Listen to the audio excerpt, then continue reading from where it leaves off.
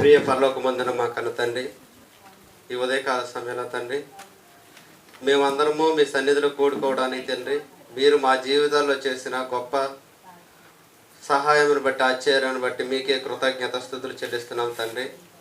తండ్రి ఇప్పుడు వాక్యం చెప్పుచుండగా సమయోచితమైన జ్ఞానాన్ని నాకు ఇవ్వండి తండ్రి. అర్థం చేసుకునే స్వభావాన్ని పిల్లలకు ఇవ్వండి తండ్రి.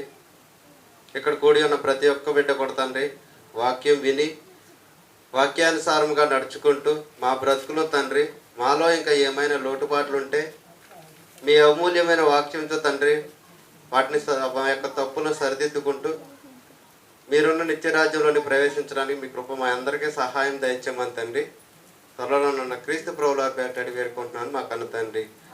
ఆమేన్. ప్రభు నామమును బట్టి అందరికీ వందనాలండి. ఈరోజు మనం నేర్చుకో పాఠం ఏంటంటేనండి దేవుని సాధారణ కృప. దేవుని సాధారణ కృప. అయితే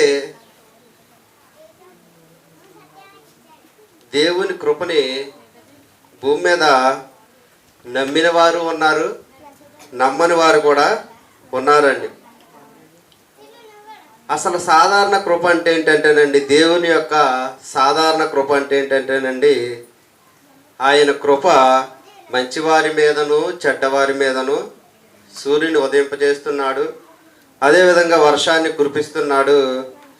మనం పీల్చే గాలి, తినే ఆహారము ఎక్కడి నుంచి వస్తుందంటేనండి దేవుని యొక్క కృప చేతనే మనకి వస్తుందండి, కలుగుతుంది. మనం ఈ భూమి మీద బ్రతికి ఉన్నామంటే దానికి మూల కారణం ఏంటంటే దేవుని కృప అండి. అయితే మనిషి ఏం చేస్తున్నాడండి, దేవుని యొక్క కృపను పొందుతున్నాడు. దేవుడు నీతిమంతుల మీదను అనీతిమంతుల మీద ఏం కురిపిస్తున్నాడండి, వర్షాన్ని కురిపిస్తున్నాడు, అదేవిధంగా గాలిని ఇస్తున్నాడు, అదేవిధంగా సూర్యుని కూడా ఉదయింపు చేస్తున్నాడండి. ఆజ్ఞాతిక్రమమే పాపం అయినప్పుడు పాపం నుండి వచ్చి జీతం ఏమవుతుందండి, మరణం. మరి మరణం వచ్చేయాలి కదా. ఇప్పుడు పండు తిన్న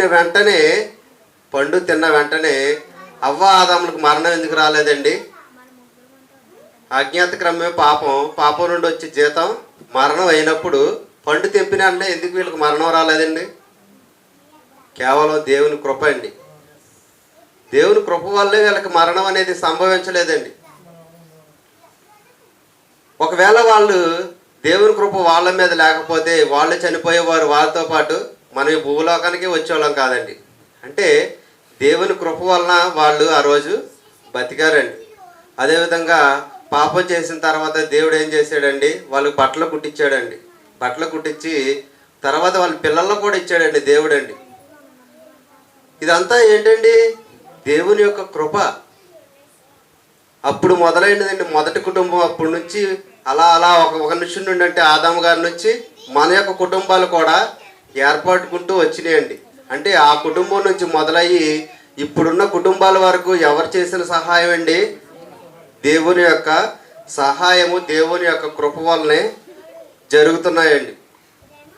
మరి కీర్తనలు 145:9 యెహోవా అందరికీ ఉపకారండి, కొందరికి కాదండి, అందరికీ మహోపకారండి.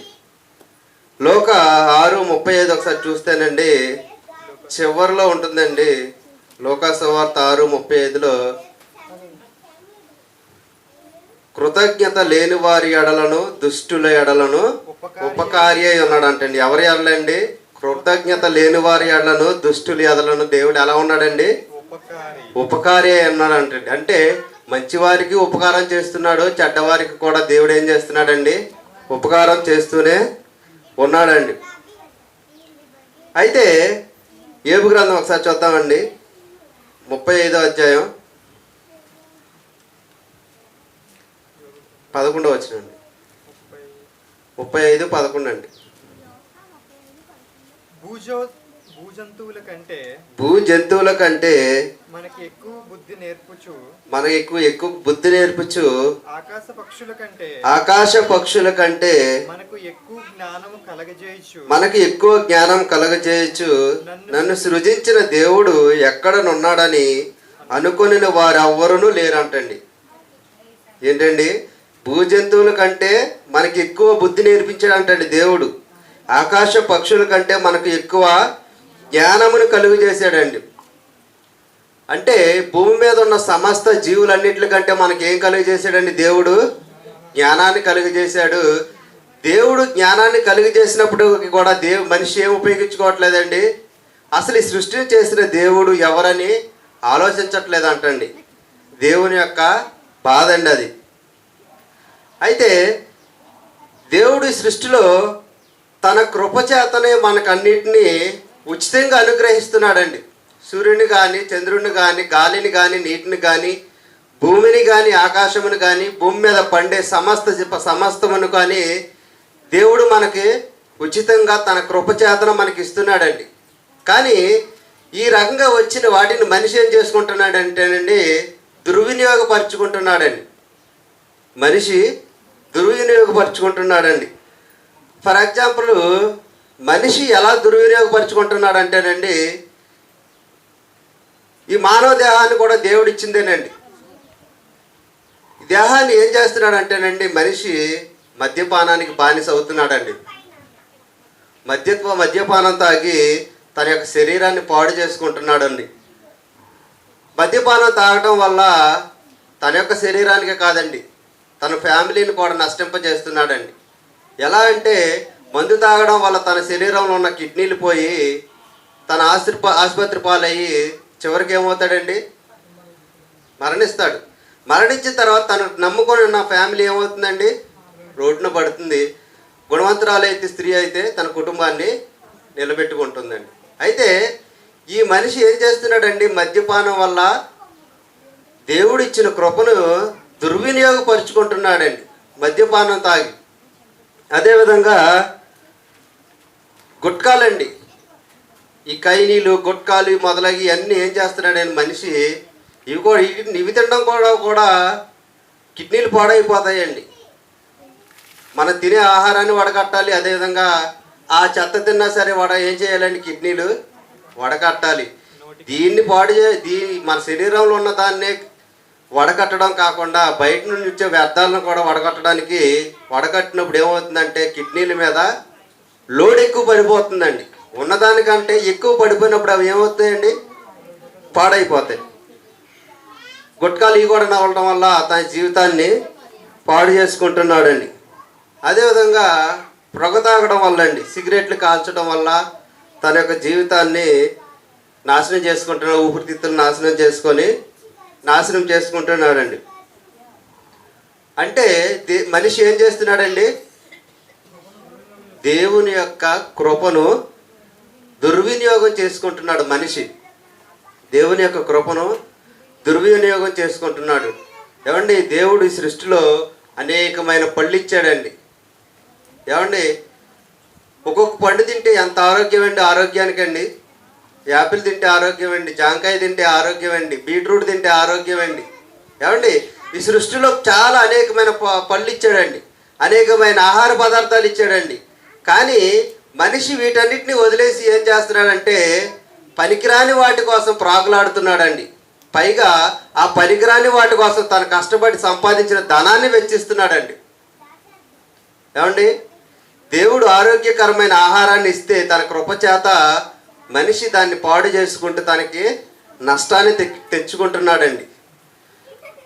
ఇప్పుడు ఫస్ట్ పార్ట్లో మనం ఏమి నేర్చుకున్నామండి? దేవుని కృపచేత మనం భూమి మీద బ్రతికి ఉన్నాము. దేవుని కృపచేతనే మనం ఆహారం తింటున్నాము, గాలిని పీల్చుతున్నాము.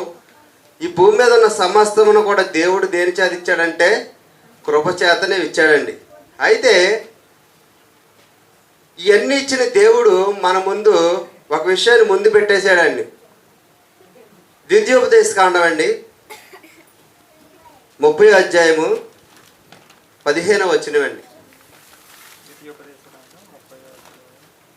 15వ వచనమండి. చూడుము, నేడు నేను జీవమును మేలును మరణమును కీడును నీ ఎదుట ఉంచి ఉన్నాను. చాలానే ఏం పెట్టాడండి మన ముందు దేవుడు? జీవమును మేలు, మరణమును కీడును. అంటే అవకాశం మనకే ఇచ్చేసాడండి దేవుడు.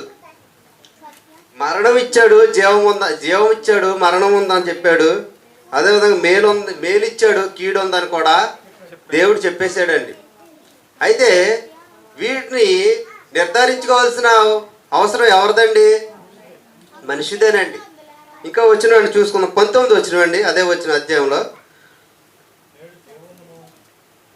19 వచ్చిన మీరు నిశ్చయముగా 30 అధ్యాయము 19 వచ్చినండి. ద్వితీయోపదేశకాండం 30:19. నేడు జీవమును మరణమును ఆశీర్వాదమును శాపమును. ఏమంటే ఇక్కడ క్వశ్చన్ చెప్తున్నారండి. జీవము, మరణము, ఆశీర్వాదం, శాపము.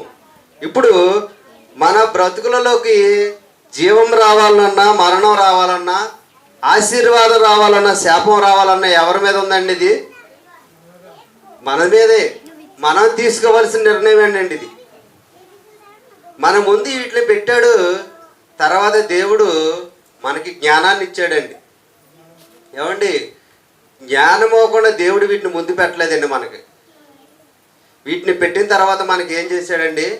జ్ఞానాన్ని ఇచ్చాడు. వాటిలో నువ్వు దేన్ని చూజ్ చేసుకోవాలి, దేన్ని తీసుకోవాలి, నువ్వు తీసుకోవలసిన నిర్ణయం ఏంటనేది దేవుడు మన ముందు పెట్టేశాడండి. అంటే దేవుడు మనకి అవకాశాన్ని ఇచ్చాడండి. ఆది దంపతులు ఉన్నారండి. ఎవరండి? ఆదాము, అవ్వ. ఫస్ట్దే కదండి, కొద్దిగా గట్టిగా చెప్పండి. ఆదాము, అవ్వ. అంటే ఆదాము, అవ్వలు ఏం చేశారండి? ఆదాము గారి దగ్గరికి వెళ్ళేసరికి ఏమన్నారండి? ఇదిగో 17 వచ్చినండి. ఆదాము ఆదికాండం 3:17లో నీవు నీ భార్య మాటిని తినవద్దన్న పండును నువ్వు తిన్నావు.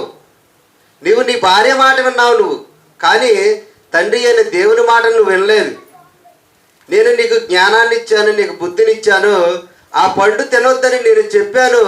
నీ జ్ఞానం ఇచ్చినా సరే నువ్వు ఏదేం చేసావు? దాన్ని వినియోగించుకోలేదు. వినియోగించుకోకుండా నీ భార్య మాట విని నువ్వు పండు తిన్నావని ఇక్కడ దేవుడు ఏం చేస్తున్నాడండి? అడుగుతున్నాడండి ఆదాము గారిని. మరి భార్య మాట వినడం తప్పండి? భర్త భార్య మాట వినడం తప్పు కాదండి. కాకపోతే దాంట్లో మంచి ఏదో చెడేదో వివేచించుకునే జ్ఞానం ఎవరికి ఇచ్చారండి? దేవుడు మనిషికి ఇచ్చాడండి. అందులో భార్య చెప్పే ప్రతి విషయాన్ని నమ్మాలని లేదు, నమ్మకూడదని లేదండి. భార్య చెప్పే మాట దాంట్లో నిజం ఎంత ఉంది, అబద్ధం ఎంత ఉందో ముందు మనం గ్రహించుకోవాలండి. గ్రహించుకున్న తర్వాత మనం నిర్ణయం తీసుకోవాలండి. ఇక్కడ దేవుడు కూడా ఆదాము గారిని అదే అడుగుతున్నాడండి. నేను నీకు జ్ఞానాన్ని ఇచ్చాను, పండు తినొద్దని నేను చెప్పాను నీకు. పండు తినొద్దని నీకు చెప్పిన తర్వాత నువ్వు నీ భార్య మాట విని పండు తిన్నావు కాబట్టి ఏదైనా తోటలో నుండి బయటికి వెళ్ళిపోమని గెంటి వేసాడండి దేవుడు. ఇక్కడ మూల కారణం ఏంటంటేనండి, ఆదాము గారు జ్ఞానాన్ని ఉపయోగించలేదు. మనిషికి జ్ఞానం, ఆదాము గారికి జ్ఞానం ఉందా అంటే జ్ఞానం ఉంది కానీ ఏం చేయలేదండి? వినియోగించుకోలేదు. అదేవిధంగా కయ్యను హేబేలును చంపేశాడండి. నీవు సత్క్రియలు చేయని అట్లా తల ఎత్తుకుందాం అని ఉంటుందండి బైబిల్లో. అక్కడ ఏం చేశాడండి? తప్పు చేశాడు. సత్క్రియ చేయలేదు. అక్కడ సత్క్రియ చేస్తే ఏం జరుగుతుందండి? తల ఎత్తుకుంటాడు.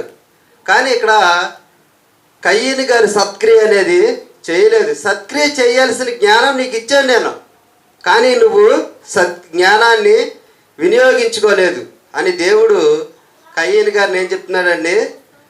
ప్రశ్న వేస్తున్నాడండి. ఏమండి, మనిషికి జ్ఞానాన్ని ఇచ్చాడు అంటున్నారండి. అసలు మనిషికి జ్ఞానాన్ని ఇచ్చేది ఎవరండి? దేవుడే. ఒకసారి చూద్దామండి. 1 కొరింథీ పత్రిక 1:20 అండి.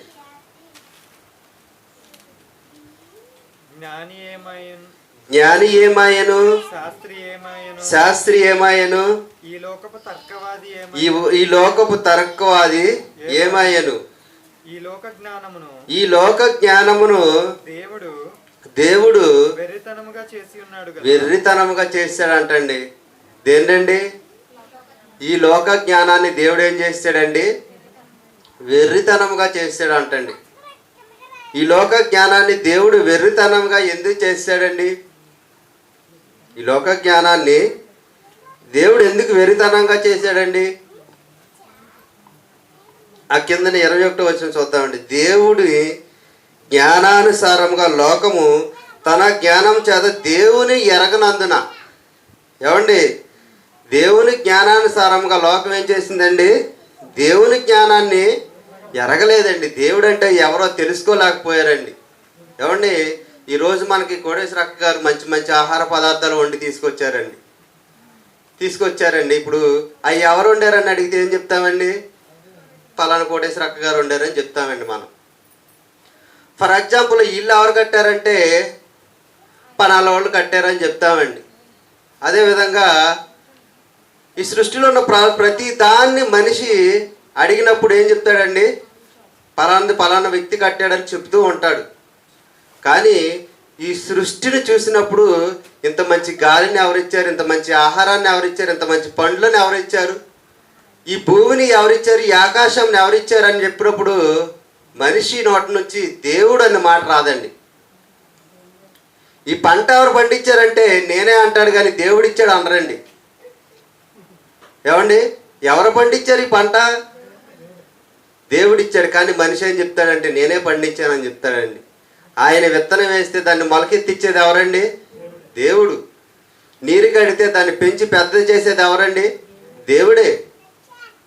కానీ మనిషి ఈ సృష్టి మొత్తం చూస్తున్నాడు, ఈ సృష్టిలో ఉన్న ప్రతి ఒక్కదాన్ని కూడా అనుభవిస్తున్నాడు. కానీ దేవుని గురించిన జ్ఞానం లేదండి వీళ్ళకి.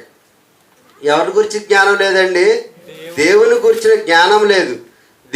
దేవుడే వీటన్నిటిని నాకు ఇచ్చాడు కదా, దేవుడే మాకు ఈ భూమిలో ఉన్న ప్రతి ఒక్కటి మాకు అనుకూలంగా దేవుని తన కృపచేత ఇచ్చాడు కదా అని అంకిత జ్ఞానం మనిషికి లేదండి.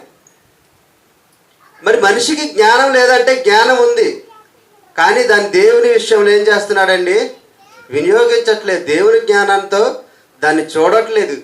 తనకున్న జ్ఞానంతో దేవునిని చూడట్లేదండి. అందుకని దేవుడు ఏం చేశాడంటే ఆ జ్ఞానాన్ని వెరితనంగా చేసి పాడేసాడండి. నేను నీకు ఇచ్చిన జ్ఞానాన్ని వినియోగించుకోవట్లేదు, దుర్వినియోగపరుచుకున్నా కాబట్టి ఇలాంటి జ్ఞానం నీకు అవసరం లేదని దేవుడు ఏం చేశాడండి? దేవుడు వెర్రితనంగా చేశాడండి. కాబట్టి ఈరోజు మనం కూడా అండి, దేవుడు మనకి జ్ఞానాన్ని ఇచ్చాడండి. దేవుడు జ్ఞానం ఇచ్చినప్పుడు దాంట్లో మంచి ఏదో చెడ్డ ఏదో మనం గ్రహించుకోవాల్సిన బాధ్యత ఎవరికి ఉందండి? మనకే ఉందండి. మనమే నిర్ణయం తీసుకోవాలండి. అపవాది ఎవరిని మింగుదురని గంతులు వేస్తూ వస్తుందంటండి. ఎవరిని మింగేయాలని దేవుని పిల్లల్ని ఏది అపవాది కుయుక్తో మనం కనుగొనాలండి. ముందు ఏది అపవాది కుయుక్తో మనం కనుగొనలేనప్పుడు ఏమైపోతామండి? అపవాది ఉచ్చులో పడిపోతామండి ఆటోమేటిక్గా. కాబట్టి మనం ఏం చేయాలండి? జ్ఞానం కలిగి బ్రతకాలండి. ఈ లోక జ్ఞానాన్ని దేవుడు వెరితనంగా చేయడానికి కారణం ఈ సృష్టిని చేసిన దేవుణ్ణి పట్టించుకోకపోవడం అండి. ఈ సృష్టిలో ప్రతిదీ దేవుడు నా కోసం చేశాడు కాదనేది ఏ మనిషి కూడా దేవుని గురించిన ఆలోచన లేదండి. ఏమండి, సృష్టిలో ఉన్న ప్రతిదానికి కూడా దేవుడు వెలకట్టమంటే మనిషి బ్రతికేమవుతుందండి? కరోనా టైంలో అండి ఆక్సిజన్ కొన్ని వేల మంది అమ్మేసుకున్నారండి. గంటకి ఎంతని, ఒక సిలిండర్ ఎంతని అమ్మేసుకున్నారండి. మరి పొద్దున్న లేగితే రాత్రి పడుకునేటప్పుడు మళ్ళీ తెల్లారు లేచే వరకు కూడా దేవుడు ఏం చేస్తున్నాడండి? తన యొక్క ఆక్సిజన్ మనకి ఇస్తూనే ఉన్నాడండి. నేను ఆక్సిజన్ ఇచ్చాను కదా, నా యొక్క ఆక్సిజన్కి డబ్బులు కట్టమంటే మనం ఏమైపోతామండి? దానికోసం రోజంతా కష్టపడాలండి. మనకున్న అవసరాల సంగతి పక్కన పెడతాం, ముందు దేవుడికి శిస్తు కట్టడానికే సరిపోతాయండి మన కష్టపడిన సొమ్ము అంతా. కానీ దేవుడు మంచివాడండి. తన యొక్క కృపచేత మనల్ని ఏం చేస్తున్నాడండి? ప్రేమించి ఈ భూలోకంలో ఉన్న వాటిని అన్నిటి ఏం చేస్తున్నాడండి? ఉచితంగా మనకి ఇస్తున్నాడండి.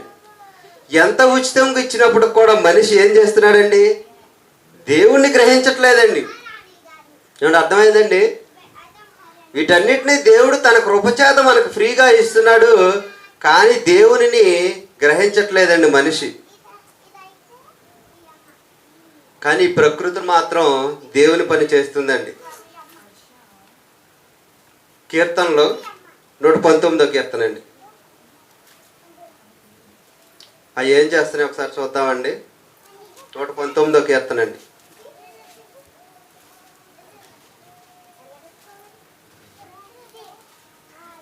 పంతొమ్మిది అండి, సారీ అండి, 19వ కీర్తన అండి, 119 కాదండి, బై మిస్టేక్ అండి. ఫస్ట్ వచ్చినాయండి. ఆకాశములో దేవుని మహిమను వివరిస్తున్నాయి అంటండి. ఏంటండి? ఆకాశంలో దేవుని మహిమను వివరించుచున్నవి, అంతరిక్షము ఆయన చేతి పనిని ప్రచురపరుచుచున్నవి. పగటికి పగల బోధ చేయుచున్నది, రాత్రికి రాత్రి బోధ చేయుచున్నది.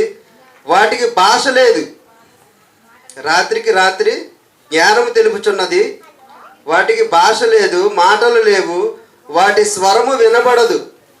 వాటి కొలనూలు భూమి అందంతట వ్యాపించి ఉన్నది. ఏమండి, ఏం చేస్తున్నాయండి? ఆకాశంలో అంటండి దేవుని యొక్క మహిమను వివరించున్నాయి అంటండి. అంతరిక్షం ఆయన చేతి పనిని ప్రచురపరుస్తుంది అంటండి. పగటికి పగల బోధ చేస్తుంది, రాత్రికి రాత్రి జ్ఞానం తెలుపుచున్నది అంటండి. కానీ ఇవన్నీ ఎలా తెలియజేస్తున్నాయండి? భాష లేదు, మాటలు రావు, అయినా సరే అవి దేవుడి పని ఎలా చేస్తున్నాయండి అంటే దేవుడు తనకి ఇచ్చిన పనిని నిర్వర్తిస్తున్నాయండి. సూర్యుడు నువ్వు వెళ్ళు అంటే ఉదయం వెళ్ళాలి, సాయంకాలానికి నువ్వు అక్కడ అస్తమించాలనగానే ఉదయం సూర్యుడు వస్తాడు, మళ్ళీ సాయంకాలానికి అస్తమించేస్తాడు. కానీ సూర్యుడికి ఈ విషయంలో భాష అవసరం అండి? అవసరం లేదు. ఎందుకంటే తన పని తాను చేసుకుంటున్నాడు కాబట్టి తనకి భాషతో పని లేదండి. కానీ సృష్టిలో ఉన్న దేనికి జ్ఞానాన్ని ఇవ్వలేదు, కానీ దేవుడు మనిషికి మాత్రం జ్ఞానాన్ని ఇచ్చాడండి. వాటికి జ్ఞానం లేకపోయినప్పటికి కూడా అవి దేవుని పని చేస్తున్నాయి.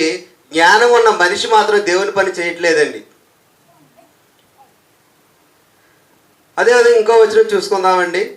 రోమాపత్రిక అండి,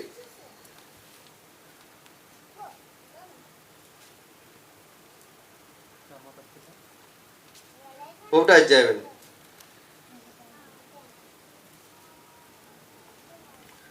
రోమపత్రిక 1వ అధ్యాయం 19వ వచనం.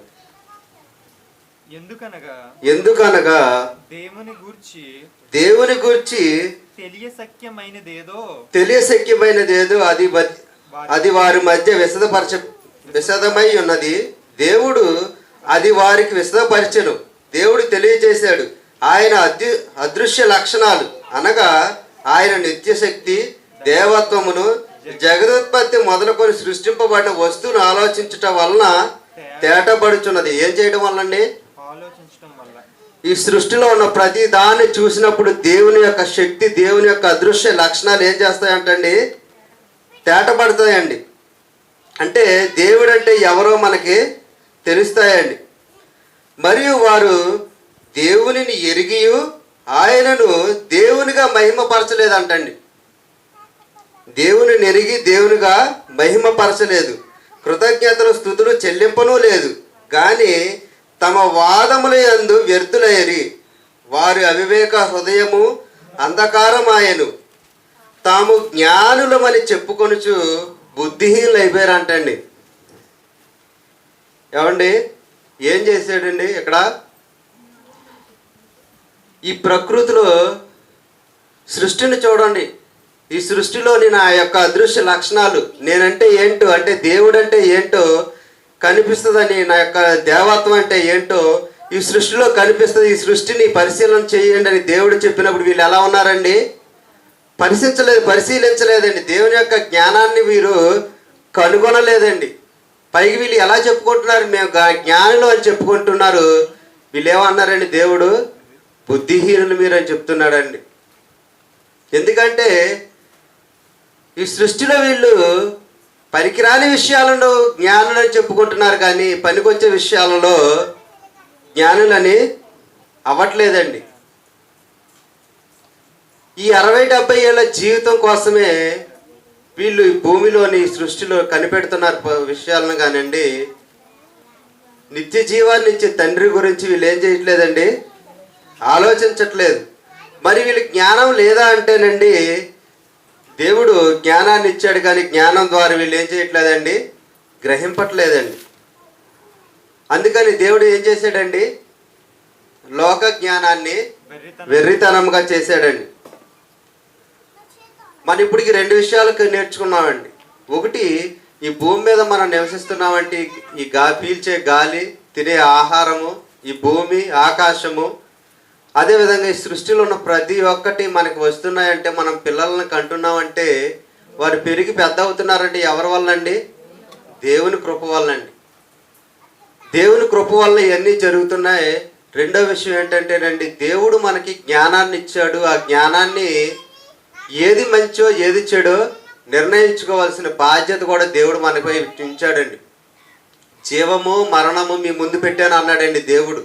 ఏది మేలో ఏది కీడో దేవుడు మీ ముందు పెట్టాను అన్నాడండి. కానీ మనం నిర్ణయం తీసుకోవాల్సిన అవసరం ఎవరిదండి, మనదే. ఈ సృష్టి తన పని తాను చేసుకుంటూ దేవుని సంతోషపరుస్తుంది, కానీ మనిషి దేవుని మాత్రం సంతోషపరచడం అనేది లేదండి. ఇది 2 విషయాలండి. ఒకటి దేవుని కృప, 2 జ్ఞానం అండి. దేవుడు మనకి జ్ఞానం అండి. ఇక పోతే మూడోదండి నైతిక జ్ఞానం అండి. ఈ నైతిక జ్ఞానం అంటే ఏంటనండి,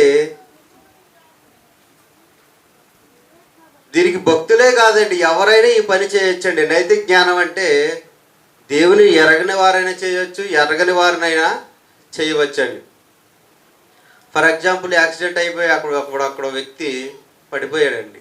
పడిపోయినప్పుడు అతను భక్తుడెళ్ళి లేపుతాడండి, ఎవరైనా లేపచ్చు. అంటే దీని అర్థం ఏంటండి, నైతిక జ్ఞానం. నైతిక జ్ఞానం అంటే ప్రతి ఒక్క మనిషిలో ఏం చేశాడండి, దేవుడు మంచితనం అనేది పెట్టాడండి. ప్రతి ఒక్క మనిషిలో కూడా మంచితనం అనేది పెట్టాడండి. ఫర్ ఎగ్జాంపుల్, ఒక ముసలాయిన్ని వాళ్ళ కోడలో ఎవరో సంథింగ్ కొట్టేస్తున్నారు అనుకోండి. కొట్టేస్తుంటే ఆ వీడియో మన కళ్ళబడిందండి, మన ముందు ఉంచబడిందండి. ఆ వీడియో చూసినప్పుడు మనకి ఎలా వస్తుందండి, ఏమొస్తుందండి, ఒక ముసలి వ్యక్తిని వాళ్ళ కోళ్ళు కొట్టేస్తుంది అనుకున్నాను. కాసేపు కొట్టేస్తుంటే వీడియో చూస్తున్నాం మనం, వాళ్ళ కోడలో వాళ్ళ మామగారిని కొట్టేస్తున్న వీడియో మనం చూస్తున్నాం ఇక్కడ వీడియో. అప్పుడు ఏమనిపిస్తుందండి, మనకి పాపం అనిపిస్తుంది. ముందు కోపం వస్తుందండి, ముసలాయిని కొట్టేస్తుంది ఇక్కడ అని ఏమనిపిస్తుందండి మనకి. మనం ఏమి చేయలేకపోయినా సరే ఎక్కడ ఆ వీడియో ఎక్కడ ఉంది, ఎవరో ఏంటని కనుక్కుంటామండి. మనం ఇప్పుడు అక్కడికి వెళ్ళి మనం చేసేది ఏమి ఉండదండి. కానీ మనలోకి ఎలా వచ్చేస్తుందండి ఫీలింగు, అసలు ఎవరు ఏం చేశారేంటి, ఆ వీడియో ఎక్కడ ఉంది కనుక్కోండి అని ఊరికి అడుగుతుంటామండి. అంటే మనలో అనేది మంచితనం ఉండబట్టే మనం అలా మాట్లాడుతున్నామండి. ఆ మంచితనం ఎక్కడి నుండి వచ్చిందండి, దేవుడు ఇచ్చాడండి. ప్రతి ఒక్క మనిషిలో కూడా దేవుడే ఇచ్చాడండి. మంచి ఏదో చెడేదో కనపరిచే జ్ఞానాన్ని ఎవరిచ్చారండి, దేవుడే ఇచ్చాడు. కానీ ఈరోజు మనిషి విచక్షణారహితంగా మంచేదో చెడేదో తెలుసుకోలేక బ్రతుకుతున్నాడండి. ఎవరైనా కష్టాలు ఉన్నప్పుడు మనం ప్రార్థన చేస్తూ ఉంటామండి. ఎందుకండి, వాళ్ళ కష్టాలు ఉంటే మనం ఎందుకు చేయాలండి, దేవుడు సహాయం చేస్తాడంటే దేవుడు సహాయం చెయ్యాలని మనం చేస్తామండి. ఎందుకంటే మనకంత మంచి మనసుని ఎవరిచ్చారండి, దేవుడు ఇచ్చాడు. అదండి నైతిక జ్ఞానం అంటారండి. కాబట్టి మనిషి నైతిక జ్ఞానాన్ని ఏం చేయాలండి, అలవర్చుకోవాలి. మంచేదో చెడేదో తెలుసుకొని ముందుకు సాగుతూ ఉండాలండి. కాబట్టి ప్రియమైన దేవుని పిల్లలారా, ఈరోజు ఈ పాఠంలో మనం ఏం నేర్చుకున్నామండి, దేవుని కృప నీతిమంతుల మీదను అనీతిమంతుల మీదను. దేవుడిని స్తుతించే వారి మీదే దేవుడు మేలు చేయట్లేదండి, సూర్యుని ఉదయింపజేయట్లేదండి, వర్షాన్ని దేవుణ్ణి ప్రేమించే వారి మీద కురిపించట్లేదండి, ఆహారం దేవుణ్ణి ప్రేమించే వారికే ఇవ్వట్లేదండి, గాలిని ఆ దేవుని ప్రేమించే వారికే ఇవ్వట్లేదండి. భక్తిహీనులకి ఇస్తున్నాడు, భక్తులకు కూడా దేవుడు ఏం చేస్తున్నాడండి? తన యొక్క ఆహారాన్ని వీటినన్నిటిని కూడా ఇస్తున్నాడండి. దేవుడు సర్వసమానంగా వీళ్ళిద్దరిని కూడా చూడటం అనేది జరుగుతుందండి. అయితే దేవుడు మన ముందు పెట్టినప్పుడు, మంచేదో చెడేదో పెట్టినప్పుడు మనం ఏం చేసుకోవాలండి? ఆలోచించి నిర్ణయం తీసుకోవాల్సిన జ్ఞానాన్ని దేవుడు మనకే ఇచ్చాడండి. మొట్టమొదటిగా మనం గ్రహించవలసిన జ్ఞానం ఏదంటేనండి, ఈ సృష్టిలో ఉన్న వస్తువును చూసినప్పుడు దేవుడు ఉన్నాడు, దేవుడు నా కోసం చాలా కష్టపడ్డాడు అని మనం ఏం చేయాలండి? నేర్చుకోవాలండి. ఇంతటితో ఈ పాఠాన్ని ముగిస్తున్నానండి. రాత్రికి ఇంకో పాఠం నేర్చుకుందామండి.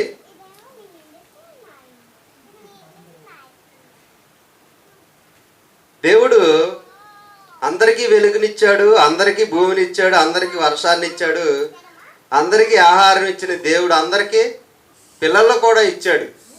ఇలా అందరికీ అన్నీ ఇచ్చిన దేవుడు కొందరిని మాత్రమే పరలోకం వెళ్ళాలని నిర్ణయిస్తాడా? కొందరిని మాత్రమే పరలోకం వెళ్ళాలని నిర్ణయిస్తాడనే పాఠం మీద రాత్రికి మాట్లాడుకుందామండి. ఈ సృష్టిలో ఉన్న అందరికీ, భక్తులకు భక్తిహీనులు అన్నీ సమానంగా ఇచ్చాడు. కానీ కొందరు మాత్రమే పరలోకం వెళ్ళాలని దేవుడు కోరుకుంటాడా అనే విషయం మీద రాత్రికి మాట్లాడుకుందామండి. ప్రార్థన చేసుకుందామండి.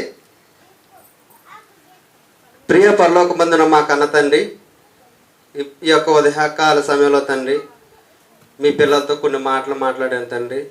అయ్యా, వాటిలో ఏమైనా పొరపాట్లు ఉంటే దయతో మన్నించండి. మీ యొక్క అదృశ్య లక్షణాలు మీ పిల్లలకు చెప్పాను తండ్రి. దేవ, నిజముగా తండ్రి జ్ఞానాన్ని మీరు ఇచ్చారు మాకు తండ్రి. దాన్ని గ్రహించుకునే స్వభావం మాలో లేకపోవడం వల్ల తండ్రి మేము కష్టాలను ఎదుర్కొంటున్నాం తండ్రి. జ్ఞానాన్ని గ్రహించుకొని తండ్రి, ఇదిగో తండ్రి మేము తెలివిగా బ్రతకడానికి మీ కృప మా అందరికీ సహాయం దయచేయమని తండ్రి. త్వరలో ఉన్న క్రీస్తు ప్రభువుల పేరిట అడిగి వేడుకుంటున్నాను మా కన్న తండ్రి. ఆమేన్.